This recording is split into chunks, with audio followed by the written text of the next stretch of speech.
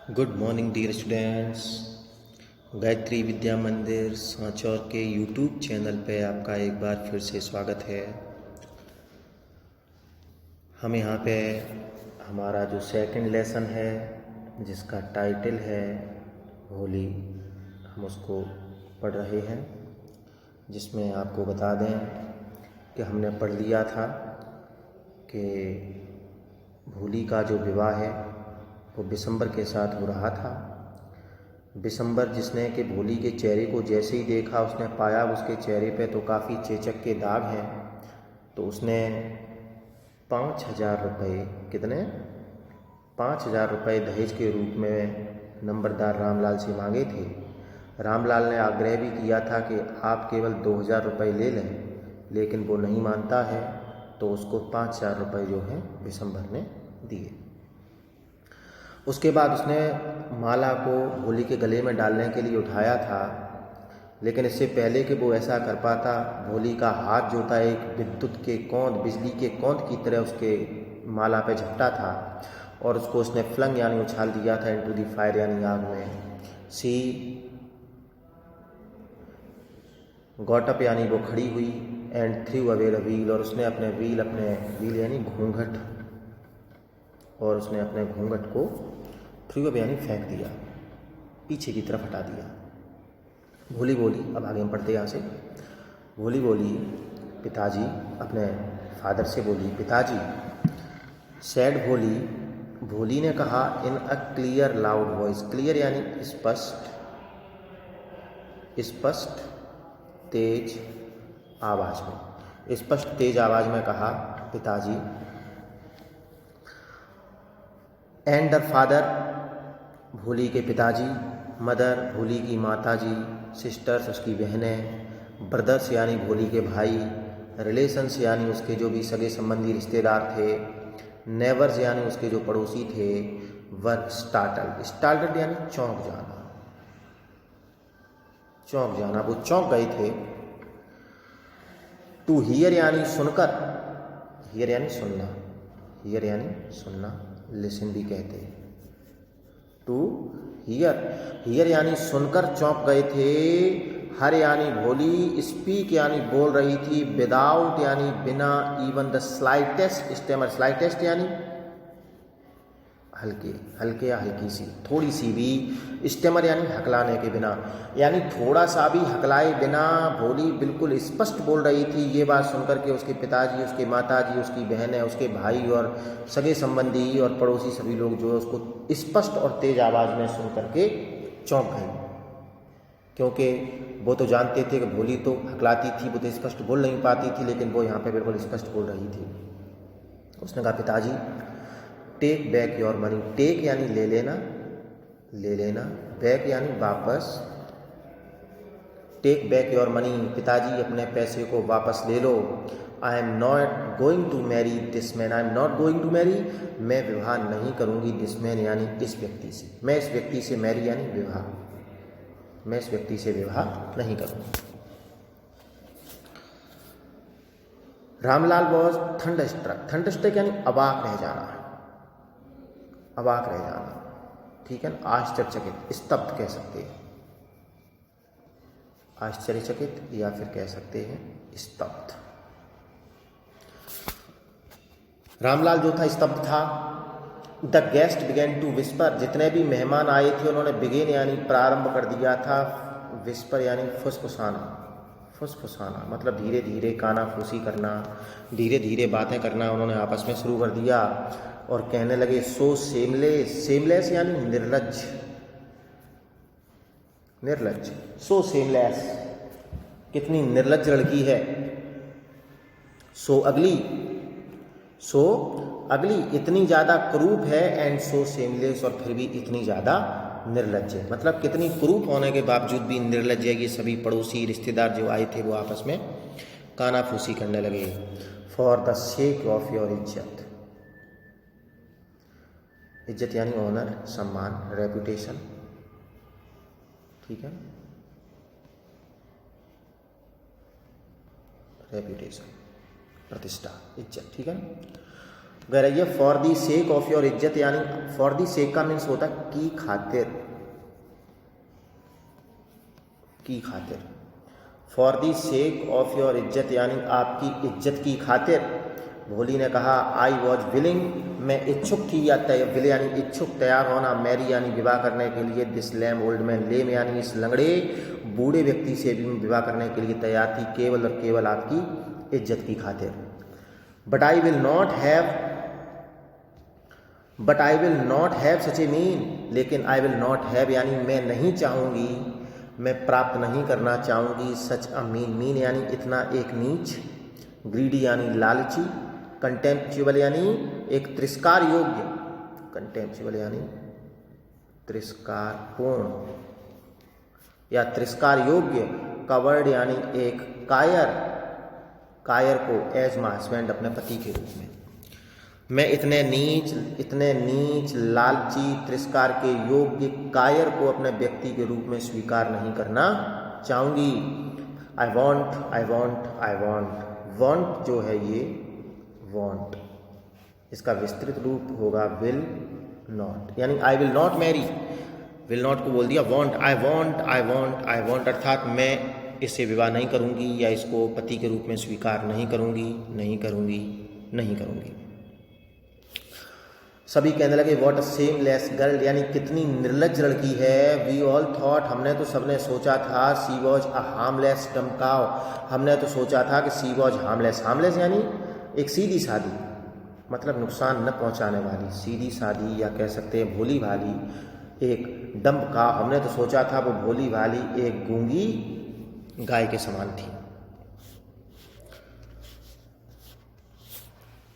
भोली turned violently, भोली एकदम से टर्न्ड यानी मुड़ी थी, वायलेंटली यानी उग्रता पूर्वक, ऑन द ओल्ड वुमन यानी उस वृद्ध महिला की तरफ, जो जिसने ये कहा था कि हमने तो सोचा था कि वो एक हार्मलेस यानी भोली भाली गूंगी गाय के समान थी। तो उसने कहा यस आंटी, हाँ आंटी, हाँ चाची, यू आर राइट, आपने बिल्कुल सही कहा।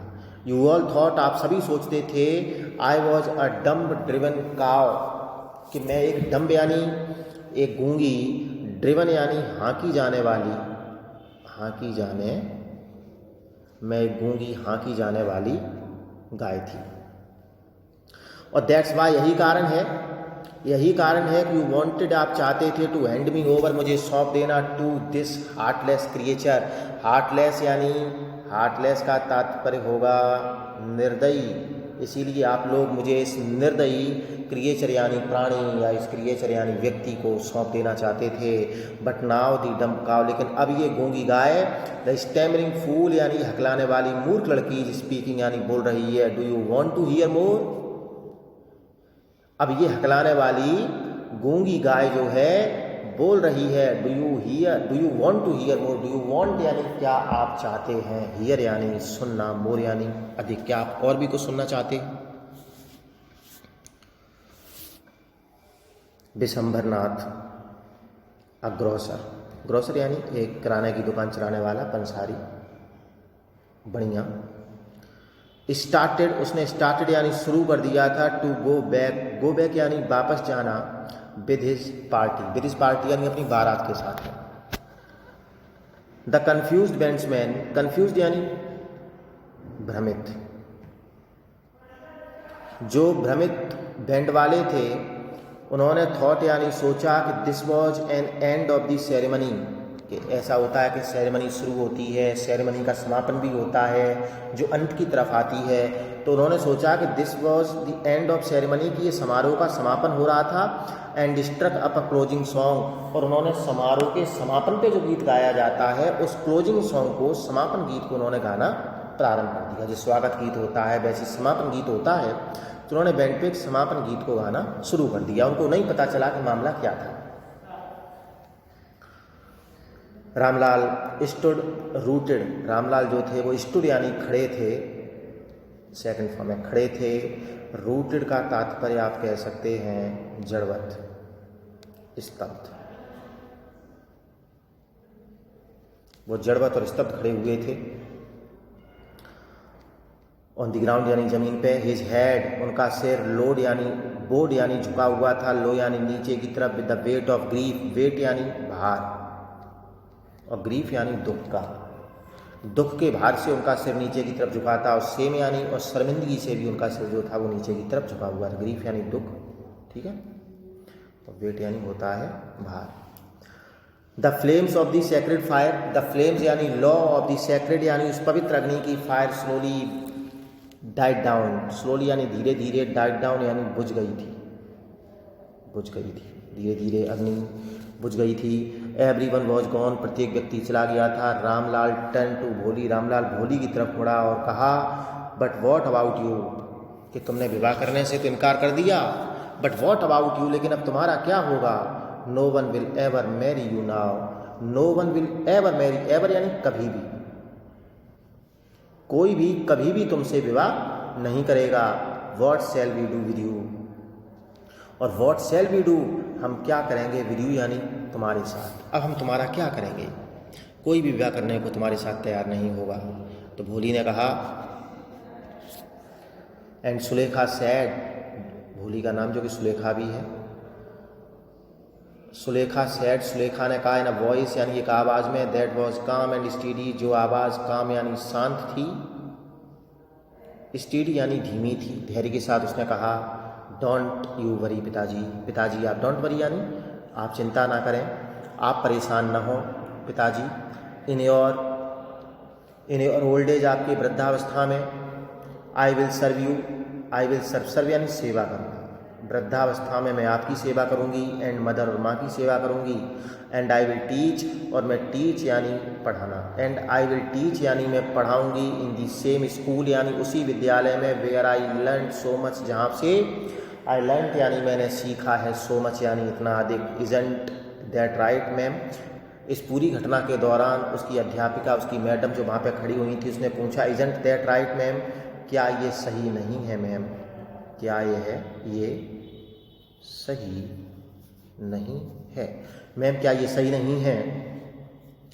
तो the teacher had all along stood, यानी इस पूरी घटना के दौरान, स्टूड इन ए कॉर्नर यानी एक कोने में खड़ी थी, वॉचिंग दी ड्रामा, और वॉचिंग यानी देख रही थी इस पूरे ही ड्रामा को, पूरे ही घटना चक्र, पूरे ही इस नाटक को देख रही थी। उन्होंने कहा, यस भोली, हाँ भोली, ऑफ कोर्स, बिल्कुल बिल्कुल सही है। सी रिप्लाइड, उन्होंने जवाब दिया, एंड इन हर स्माइलिंग, और अध्यापिका की स्माइलिंग आईज में, उनकी उन मुस्कुराहट भरी हुई आंखों में, वॉज द लाइट यानी एक रोशनी थी, ऑफ डीप सेटिस्फैक्शन, डीप यानी गहरी, और सेटिस्फैक्शन यानी संतुष्टि, गहरी संतुष्टि की एक मुस्कुराहट थी, एक चमक थी, दैट एन आर्टिस्ट फील यानी जिस चमक को, जिस मुस्कुराहट को, एक जिस संतुष्टि को एक आर्टिस्ट, एक कलाकार फील्स यानी महसूस करता है, when contemplating the completion of her masterpiece, यानी मास्टरपीस यानी अपनी श्रेष्ठ कृति, अपनी श्रेष्ठ कृति, यानी जब वो श्रेष्ठ कृति को अपनी को बना देता है, तो श्रेष्ठ कृति के बनने के बाद में जिस प्रकार के संतुष्टि को महसूस वो करता है, वो उसी प्रकार की संतुष्टि जो थी उनकी आंखों में दिखाई दे रही थी। ये हमारा लेसन पूरा हो गया है। अब इसके जो क्वेश्चंस हैं वो तो हमने डिस्कस कर लिए थे, इनके एक बार ये जो कॉम्प्रिहेंशन दे रखा है ना, उसको भी देख लेते हैं। एट वॉट एज डिड वोली an attack of small pox, यानी उसको चेचक का अटैक कब हुआ था, कब उसके चेहरे पे चेचक हो गई थी। तो आपको ध्यान होगा कि जब वो 2 वर्ष की थी तो उसको एक अटैक पड़ा था चेचक का, और जब वो केवल 10 महीने की थी उस समय वो खाट से गिर गई थी, और खाट से गिरने के कारण उसके ब्रेन में चोट लग गई थी, ठीक है ना, जिसके कारण वो एक पिछड़ी बच्ची रह गई थी, ठीक है ना। 2 यहाँ पे आंसर क्या है सही, 2 वर्ष। अगला, who insisted on Ramlal to send his daughter to school, यानी अपनी बेटी को विद्यालय भेजो, ये रामलाल के ऊपर किसने जोर दिया था इस बात का, टीचर, नंबरदार, तहसीलदार या बिशंबर। तो यहाँ पे था तहसीलदार, जो यहाँ पे विद्यालय में उद्घाटन करने के लिए गांव में आए हुए थे, उन्होंने नंबरदार रामलाल से कहा था। तीसरा, what did the teacher give to Holi on the first day of her school, यानी जब विद्यालय में पहली बार होली गई थी तो अध्यापिका ने उसको क्या दिया था, स्वीट्स, मिठाइयाँ, बुक, क्लॉथ, नोटबुक। एक किताब उन्होंने दी थी, उसे पढ़ने के लिए बोला था। How much money was demanded by Vishambar. Vishambar के द्वारा कितना रुपया दहेज के रूप में मांगा गया था? 1000 रुपीज़, 2000 रुपीज़, 10,000 रुपीज़ या 5000 रुपीज़। तो आपको पता होगा वो आंसर था आपका 5000 रुपीज़। ठीक है, तो ये आपके क्वेश्चन पहले ही डिस्कस हम कर चुके थे। इनके क्वेश्चंस जो हैं आप कर लें और इनको बढ़िया तरीके से लेसन को पढ़ें, उन क्वेश्चंस को याद करें। ठीक है ना, हम जल्दी ही आपके सामने फिर से उपस्थित होंगे, तब तक आप पढ़ते रहें। धन्यवाद।